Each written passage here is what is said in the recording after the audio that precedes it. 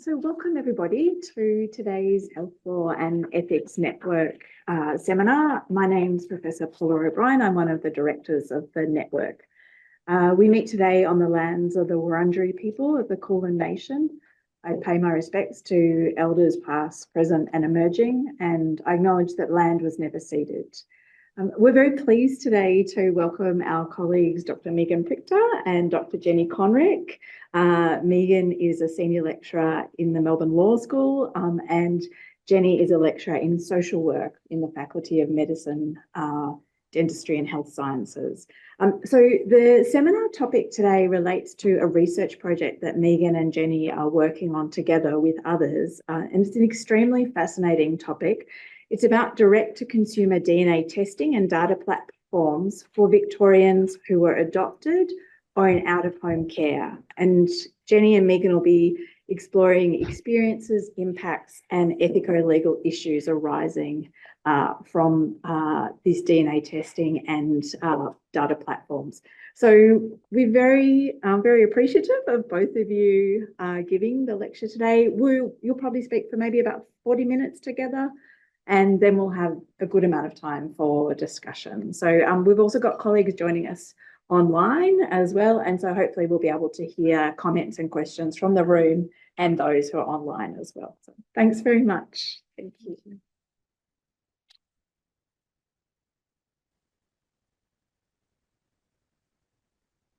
Hello everyone, I'm Jenny Conrick, and thank you Paula for the opportunity to speak to the research that we've done together with our team. And you've already introduced the topic, which is the use of direct-to-consumer DNA testing for those who have an adoption or out-of-home care experience. And so I would like to begin. I'd just like to acknowledge our colleagues in this project. So on the left, you can see our cross-disciplinary colleagues within the University of Melbourne, and I'd like to thank them for their fine work and their continuing work, and also to Olivia and Dilshad, who have been our research assistants. I certainly want to thank the Social Equity Institute for their generous funding that has allowed the project, and then to our community partners, without whom we could not have done this research. So Vanish and this organisation offers service to people with an adoption experience and donor conception experience. ARMS, who care for diligently mothers who are separated from their children. And Open Place, who look after forgotten Australians. So I also would like to acknowledge traditional owners of the land on which we're speaking today. I would like to acknowledge the wisdom that they have brought, the care they've taken of the land and waterways, and pay my respects to elders past, present and emerging, and to any First Nations people who are joining us today. It's a delight to have everyone here. So today's presentation is in two sections. I'm going to give an overview of the background to the project itself, the methodology, and the findings. And then I'll hand over to my colleague Megan, who'll talk about the legal analysis. So I guess, what is direct-to-consumer genetic testing? And it's something that some of you here in the room or online may have already used and know about. And what it is, it's a test that's offered and advertised by private companies directly to the consumer, bypassing healthcare systems. And consumers take a mouth swab and they pop it in a little tube, send it off. It goes to the DNA company, you send it to their labs, it's analysed, and then findings are delivered back directly to the person who has ordered them. And they then have a choice about putting those findings on platforms that others can have a look at, and see who shares similar DNA. So these companies are private. This use of DNA is a transaction, and the companies are usually located, their head offices offshore. So why did we decide to do a project like this? Very good question. When I first did my PhD, someone in the area of adoption, someone said, why are you doing that? Adoptions don't happen anymore. And what many people fail to understand, well, first of all, we were hearing from people with an adoption or out-of-home care experience. So the lived experience was coming to us on our team through people who had lived it themselves and also through service providers who were supporting people from these communities. We then did a literature review, a scoping review, to see what was out there about adoption communities, out-of-home care communities using this technology. And we didn't find anything at that time in the Australian context. And we found about 17 articles, 16 from the US, 1 from the UK, who spoke about reasons people were using this technology, outcomes and impacts. So we thought it was time we found out about what was happening, at least in our Victorian patch. And then we looked at the statistics. And unlike the people who said to me when I did my PhD, adoption never happens, we can see from those statistics that there are many thousands of people in our Australian and Victorian communities who as children were experienced adoption or out-of-home care, parents who were separated from children, relatives who were separated from those children. And we know from literature and from anecdotal accounts that those childhood experiences stay with people and ripple throughout their life course. And so DNA is another avenue, potentially, that people are seeking to answer questions. So that's why we did it. So we then aimed to hear from people who had an adoption or out-of-home care experience about why they did it, why they use this technology, what the outcomes were for them, the impacts, what were they. We wanted also to find out the perspectives of those who offered support. What were they finding? What did they need? What were they learning from their consumers? And then, of course, Megan, with her legal perspective, really said we need to find out about the data platforms in terms of the contracts that people are signing. So they were the aims, and the purpose really was to honour the anecdotal stories, the consumer information that we were hearing about, to understand the Victorian situation, and really to look to improvement of support services and assist communities that really are quite disadvantaged in many ways. And Megan's comment, which I think you probably will refer to, is also to hold up a mirror to the DNA companies. So all of that, excuse me, yes, led to our research question, which you can see on the screen now. So investigating the question, we decided that we were going to use an exploratory methodology because we were exploring something that really we had no evidence about in Victoria. We decided on a mixed methods approach, so collecting quantitative data as well as qualitative. And underpinning it all, we wanted a co-design approach, an approach that honoured consumers who had lived experience, an approach that was open and collegial, respectful, and that was designed together. So after we had framed the issues, and I've spoken about that, and we built our cross-disciplinary team in conjunction with Melbourne Social Equity, we then decided we needed to hear from people, from consumers, about how to frame any questions that we asked. And so with the help of our three community partners, volunteers came forward to be part of 3 workshops. One workshop was about people who had used genetic testing for searching for information, family, and anything else that they were looking for. Another was for those who had been found using this technology. And the third were support organisations. And accompanying this through all of it was Megan's legal analysis. And so what we found out in those workshops formed the content of the surveys that we then put online using Qualtrics, and also had paper-based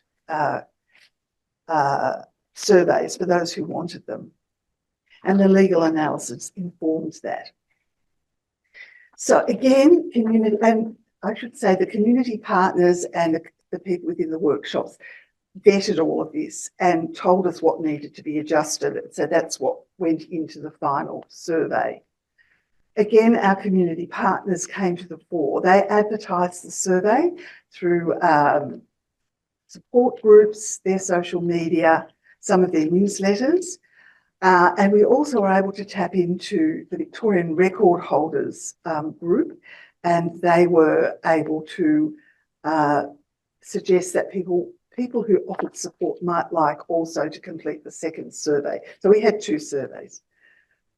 The survey was open for 2 months, and at the end of that, we collected the data, we analysed it, and now what we feel we're obligated to do and want to do is to assist service improvement. So we're in the process of developing a community resource in association with Melbourne Social Equity Institute, and then we want to also distribute our findings and honour what we have learned.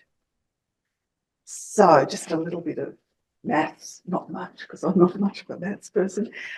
We had about 100, and what we did, we had 101 responses to the surveys.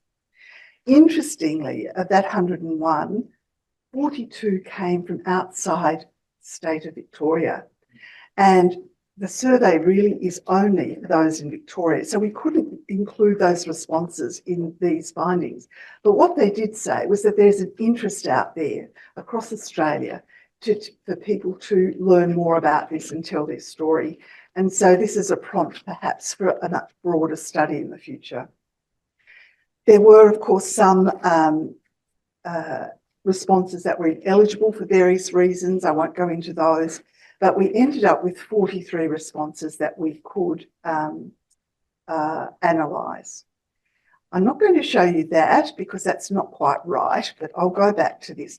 So we had the average age of people who responded were 55 years of age. So it was quite a spread, and it really said, within the adoption community at least, that they were people who had experienced adoption under a closed system before the 84 Act. And we had many more people with an adoption experience than out-of-home care experience, and many more females, twice the number of females responding than males.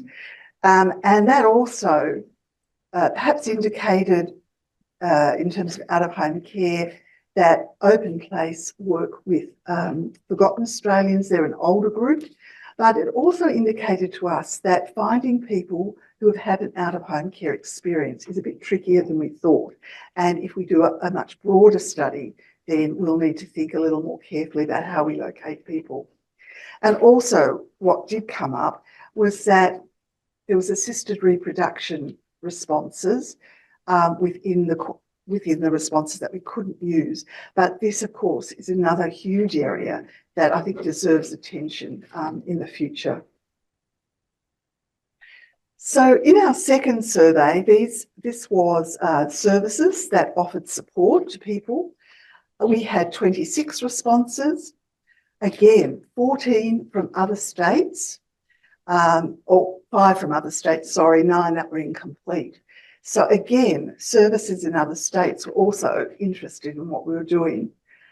And interestingly, we found that of the 12 service responses we could use, 8 were funded services, so they had government funding, and there were 4 volunteers or private operators who call themselves search angels.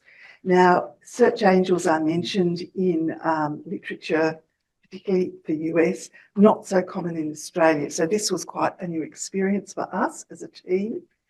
And we were learning that certainly funded organisations and private operators offered support, advice. They helped with searches. They interpreted DNA results. They didn't offer, but it was only the funded organisations that offered counselling. Everyone had had training of some sort, but the training was not consistent, and it varied from online podcasts, information, to articles, to seminars, to conferences, and confidence of the providers of these services varied from 1% to 95% in confidence in interpreting data and assisting people around the platforms they might use. So that was very interesting. But what did we actually find? So the first thing we found really was that there was remarkable overlap between what service users who use DNA were, why they were using it, and the outcomes and impacts for them. Very similar to what service providers, support service providers, described. So why do people use direct-to-consumer DNA? I think the overarching thing is that they're searching for missing pieces. They might want information about themselves, health information, cultural identity, ethnic identity, heritage, which includes finding out about people. Many wanted to locate specific people, or at least some family member. And for some, they described this as their last chance. They had been searching for information for many years through the channels, record channels and genealogy channels. And for them, stakes were pretty high because they were ageing. They felt relatives were ageing. And so their need to find, and their search had often been lifelong, and their need to find information overrode any concerns that they had about using this technology. People said that records weren't enough, that there was information lacking in records, paternity, particularly maternal information, and there was uncertainty about the veracity or reliability of some of the information that was contained there. Several people said that using direct-to-consumer DNA was an assertion of their right to their own information, and that this was very different to the general population within Victoria. 2 people spoke about using this DNA for fun, but that was only one of a host of responses that they made. And then there were some who hadn't used DNA yet, but were weighing the risks. Were they ready to actually take this next step? And how did they feel about this precious information being out of their control? So in terms of outcomes, I think the biggest thing that seemed to come through was that there were absolutely no guarantees what you're going to find. Some people did find new information, health information, ethnicity, something about their ethnicity. Some people found distant family members. Some people found closer family members, and some of the information was expected and some was very unexpected.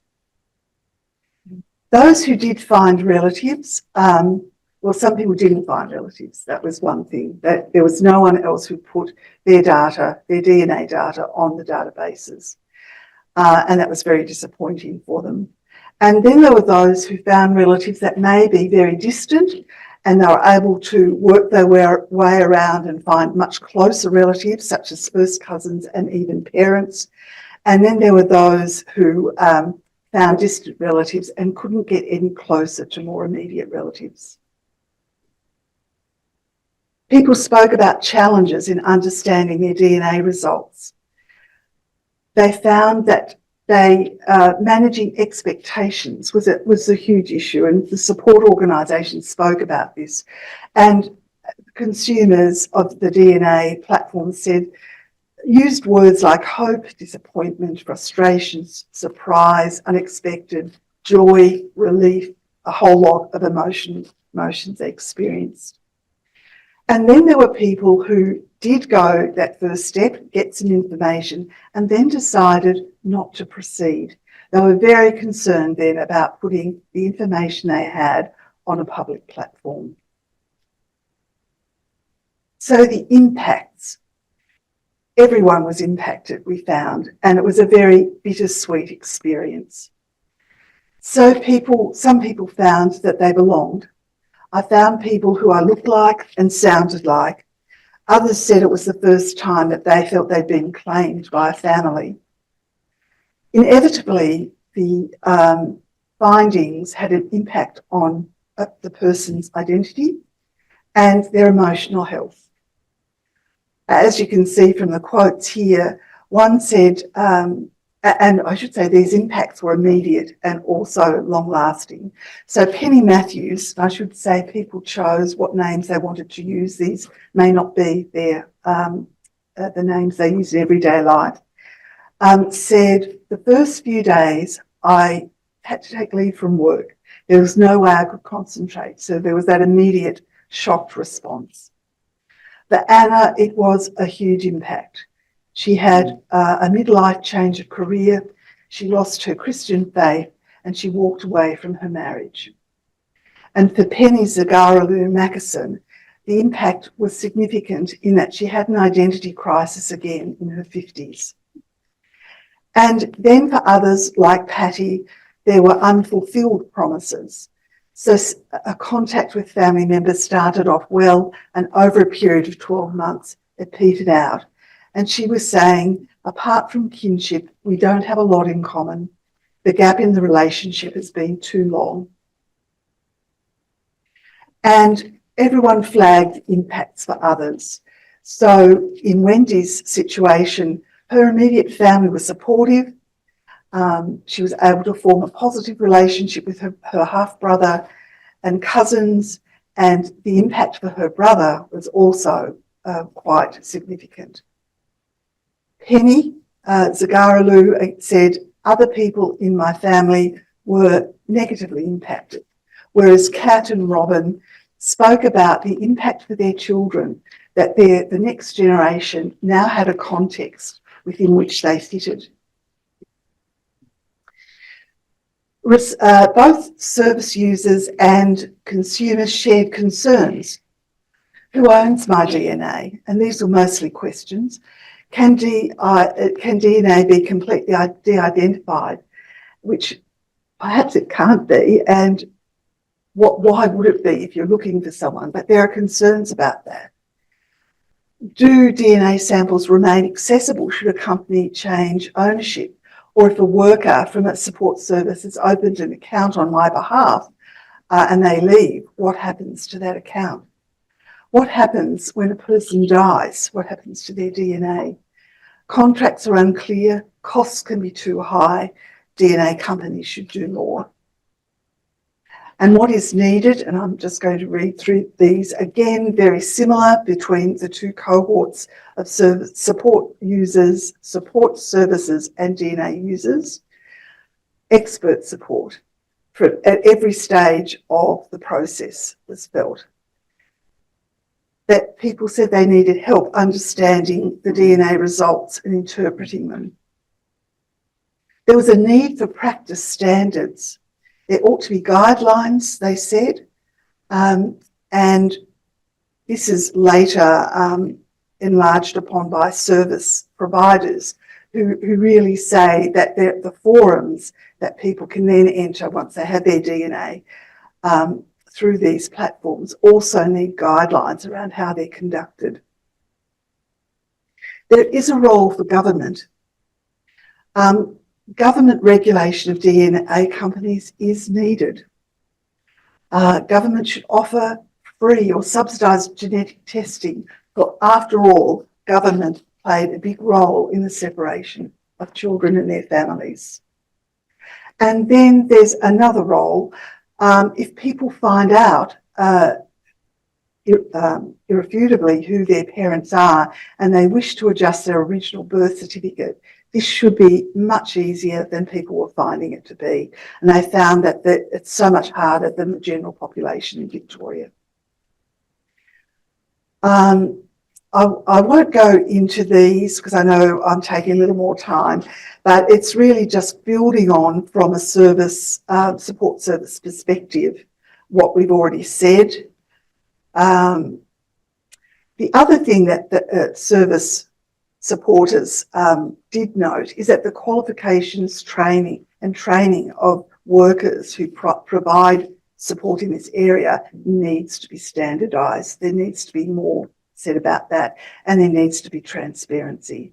And lastly, the reflections that I've made anyway.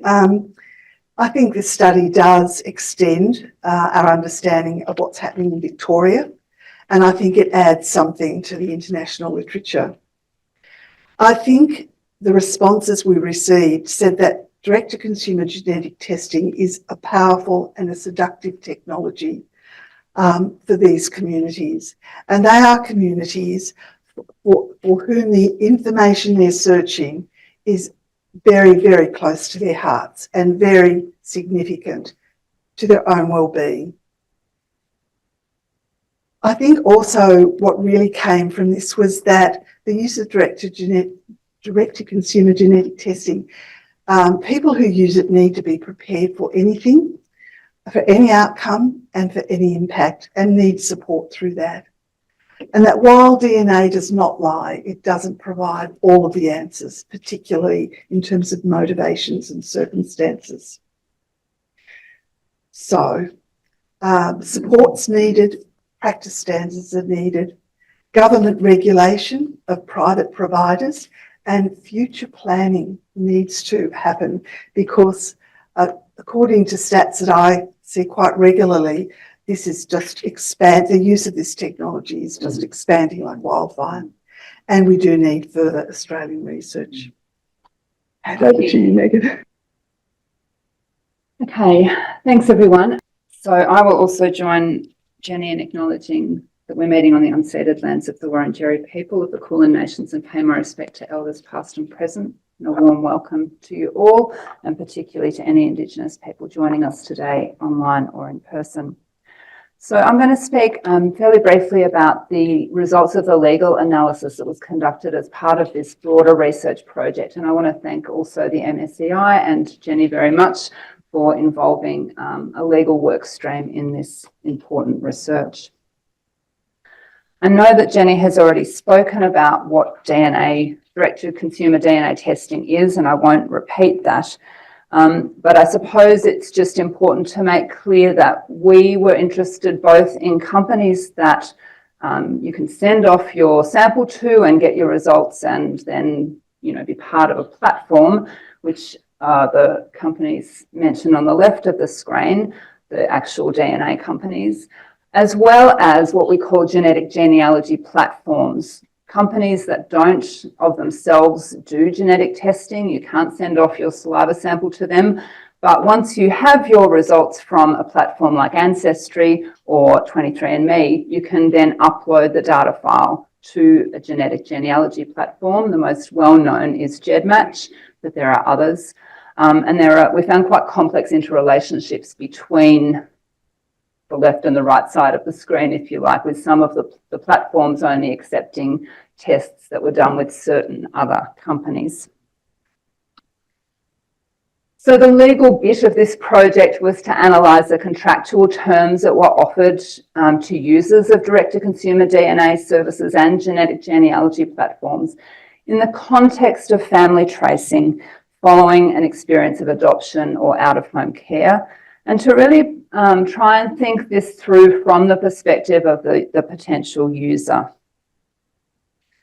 We were doing this for a number of reasons. Firstly, it was to inform the design of the surveys that Jenny talked about, to make sure that we were asking the right questions that connected with the way that these services actually operate and the terms and conditions that they offer to their users.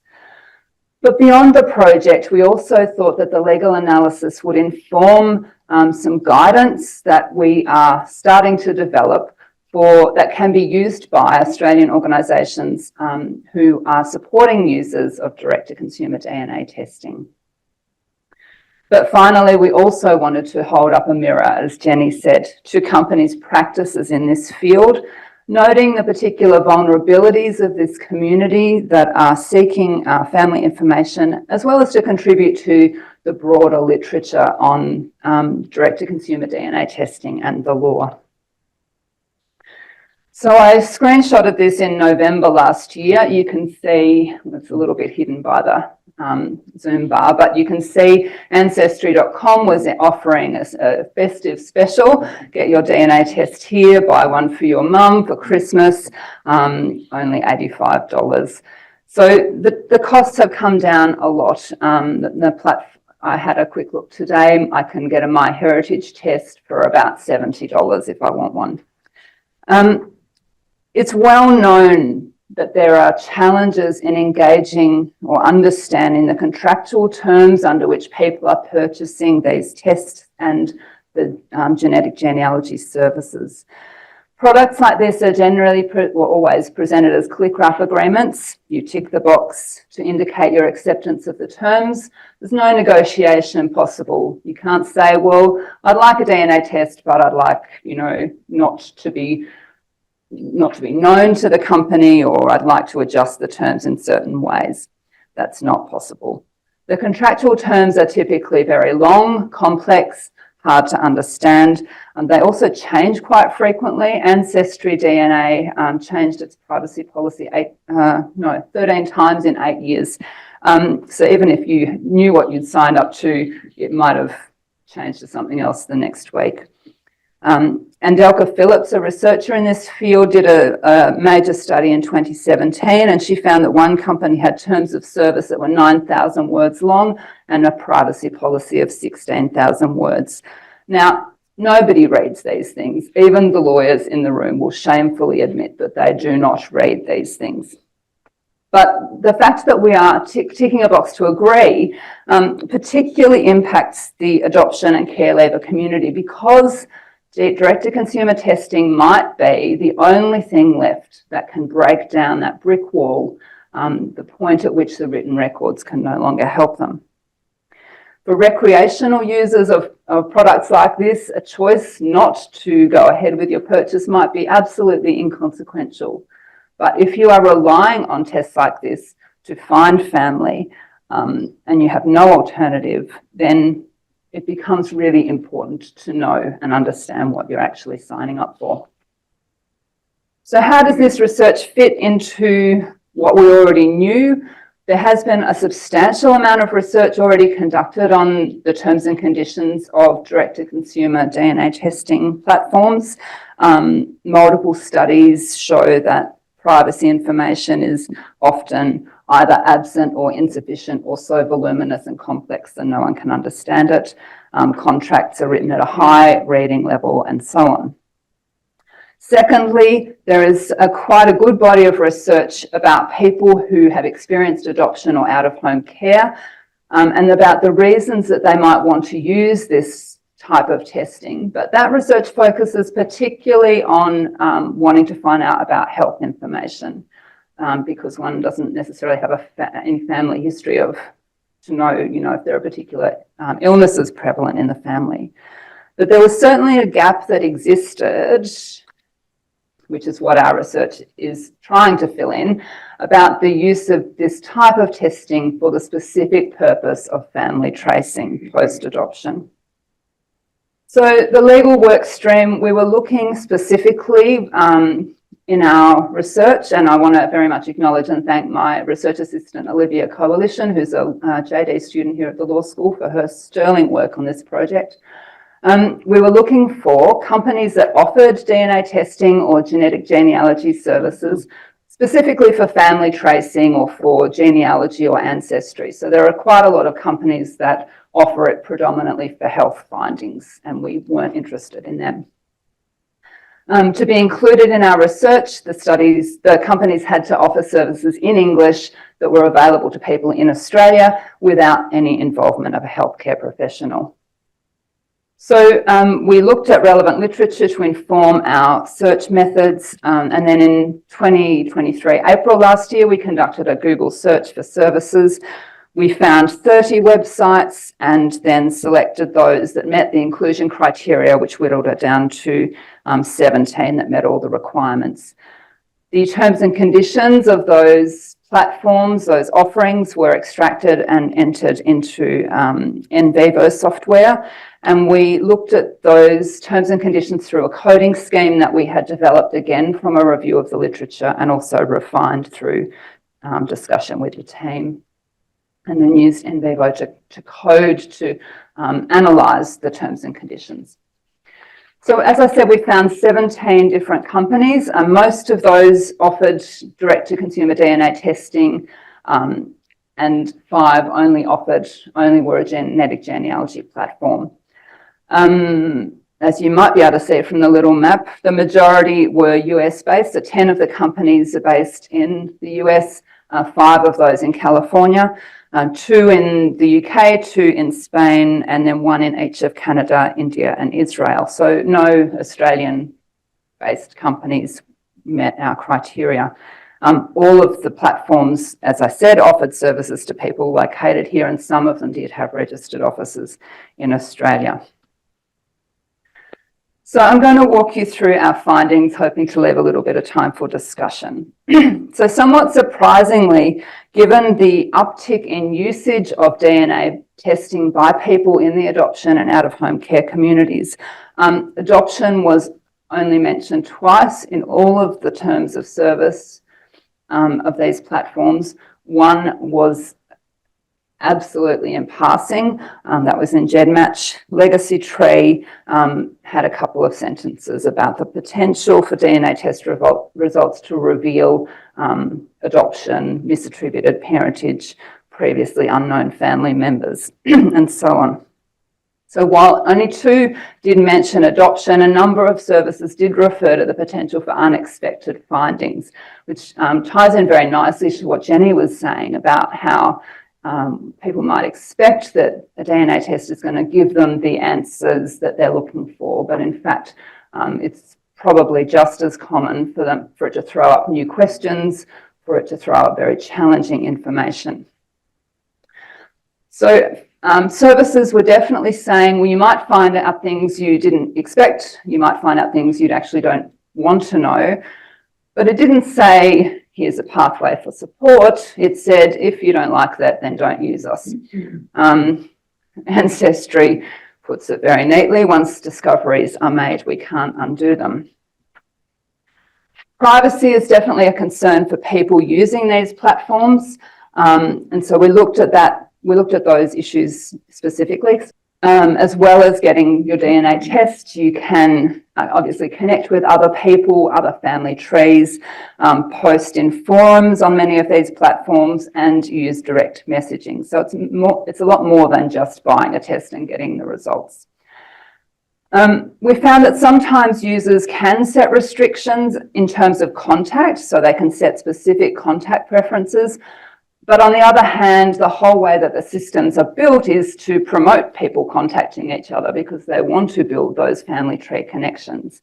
And so there is definitely a tension there between what the privacy policies might say or what the technical possibilities might be versus the overarching design, which is very much promoting connection and contact. A few services mentioned that it's possible to use an optional alias or a username or an email that doesn't refer to your real name. Companies definitely collecting voluminous amounts of data about their users and about their users' family. So user information includes person's name, date of birth, address, payment information, email, phone number. Users are invited often to provide additional information, which might include a picture of them, their health information, their social media profile, and posts on the forums managed by the company.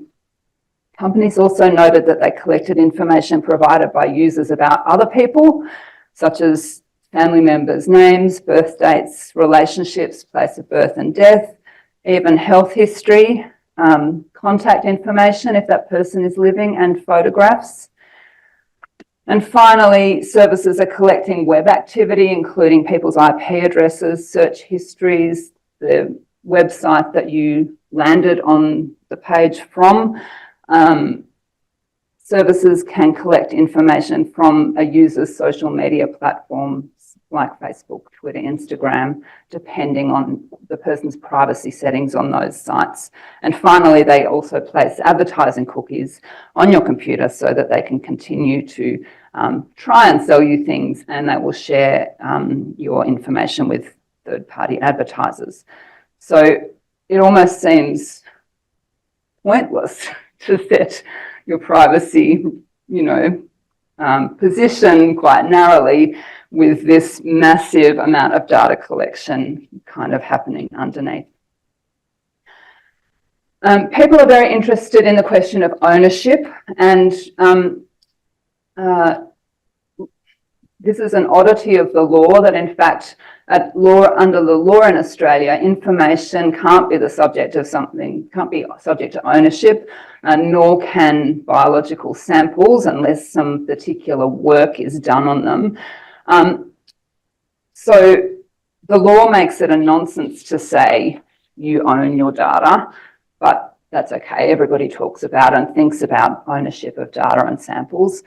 Services will say very often, very explicitly, you own your samples and data. One company says, you own your data, our only loyalty is to you. But elsewhere, they say, well, you're also granting the company a non-exclusive, fully paid up worldwide, non-transferable right and license to use the data. So they might say you own it, but we can do anything we like with it, pretty much. Most services also indicate that they may commercialise, may make money out of people's DNA samples and other data without return of any benefit back to the individual. Many of the companies indicate that they can or will use the de-identified genetic and other personal data in research. Mostly that's with explicit consent, but sometimes there was no mention of consent. And finally, a few years ago, there was a notorious Californian case called the Golden State Killer, where a serial killer was identified by police uploading his DNA profile to GEDmatch and pretending to be somebody searching for family history, where instead they were searching for a murderer and rapist. So that created quite a lot of furor and quite a lot of media attention, because obviously if you're uploading your information to GEDmatch thinking that you want to see if you can find some uncles or cousins, you're not expecting that you will be subject to police investigation.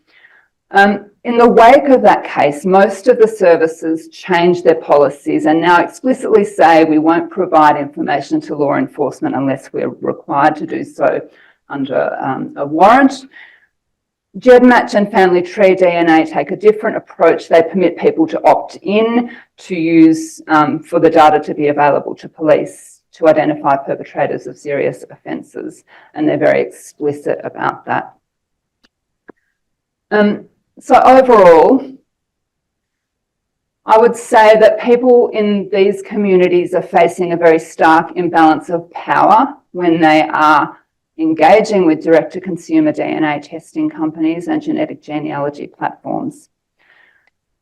The companies seem pretty much oblivious to this particular user group. They do not address adoptees' use specifically or care leavers' use specifically. They certainly do not offer support or link to support services for these communities. There are significant privacy impacts people should be aware of.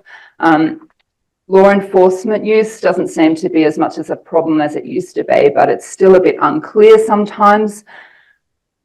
But something else that's important people need to be aware of is that monetization of your data once you buy a kit like this is so common that it really seems to be the end goal of these platforms. And a number of the companies now have done deals with or are owned by pharmacy companies and biotechnology companies. 23andMe is probably the most prominent example, and has been subject to a lot of media in this regard.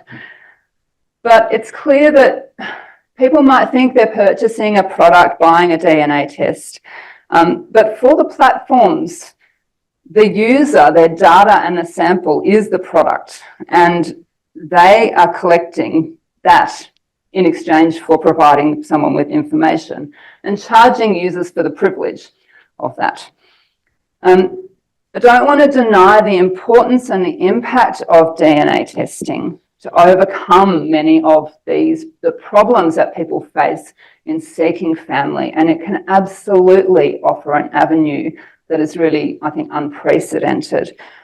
But this work does sound a note of caution for users and for organisations supporting them, that people need to go into the process with their eyes open. Companies are not doing this work to serve the public good, but to make more money. The one thing I also want to say is that we've done this research actually before or alongside the survey that Jenny has led. And so that survey, I notice, has thrown up some new legal questions that we haven't specifically addressed. So I think that will be our next step, to look at those specifically. Thank you to the team and our research assistants and our community partners and our funder. And we're happy to take questions. Thanks. Well, please join me in thanking Jenny and Megan for a fantastic presentation. It's obviously such an important topic, and your research has really started to reveal very interesting and important findings. So we really look forward to seeing more of your work coming. So thanks very much, everyone, for coming along today. It's great to have an in-person audience as well as our online audience.